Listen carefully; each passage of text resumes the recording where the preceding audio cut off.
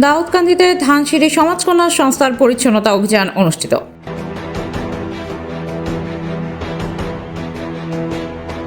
পরিচ্ছন্ন সুন্দর পরিবেশ গড়ার প্রত্যয়ে দাউদকান্দি উপজেলা কমপ্লেক্সের সামনে থেকে শুরু হলো ধানসিঁড়ি সমাজ কল্যাণ সংস্থার এক বিশেষ পরিচ্ছন্ন অভিযান।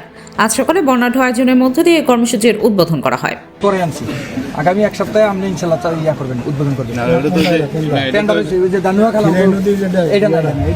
না, আমাদের তো আজকে আমরা যে সিদ্ধান্ত নিয়েছি দুইটা খাল আমরা ওই যে আমাদের মাননীয় প্রধানমন্ত্রী এখানে খাল খনন করতে আসবে, দুটা খাল আমরা সিদ্ধান্ত নিয়েছি ওগুলো ইয়েতে যাবে দুর্যোগ ব্যবস্থাপনা ত্রাণ মন্ত্রণালয় আইতে 1-1.5 মাস লাগবে। আগে শুনেন আর তারেক রহমান সাহেব যে অনুষ্ঠানে প্রধান অতিথি হিসেবে উপস্থিত ছিলেন সুপ্রিম কোর্টের আইনজীবী, বিশিষ্ট রাজনীতিবিদ ও সমাজসেবক ডক্টর খন্দকার মারুফ হোসেন। তিনি নিজের হাতে পরিচ্ছন্নতা কার্যক্রমে অংশ নিয়ে সাধারণ মানুষকে সচেতন হওয়ার আহ্বান জানান।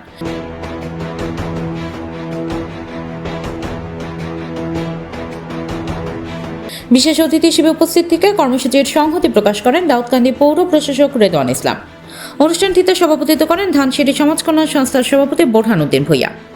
দাউদকান্দি উপজেলা কমপ্লেক্স সংলগ্ন এলাকায় জনসচেতনতা বৃদ্ধি এবং ময়লা আবর্জনা মুক্ত শহর গড়ে তোলা।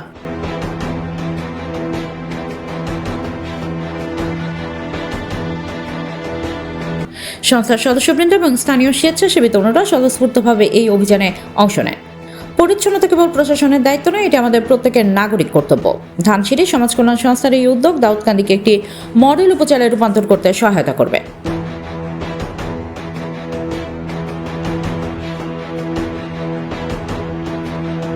সবুজ ও পরিচ্ছন্ন দাউদকান্দি করার লক্ষ্যে ধানসিঁড়ি সমাজ কল্যাণ সংস্থার নতুন পথ চলা। প্রধান অতিথি ডক্টর খন্দকার মারুফ হোসেন ও পৌর প্রশাসক রেদওয়ান ইসলামের উপস্থিতিতে সম্পন্ন হলো এক বিশেষ পরিচ্ছন্নতা অভিযান।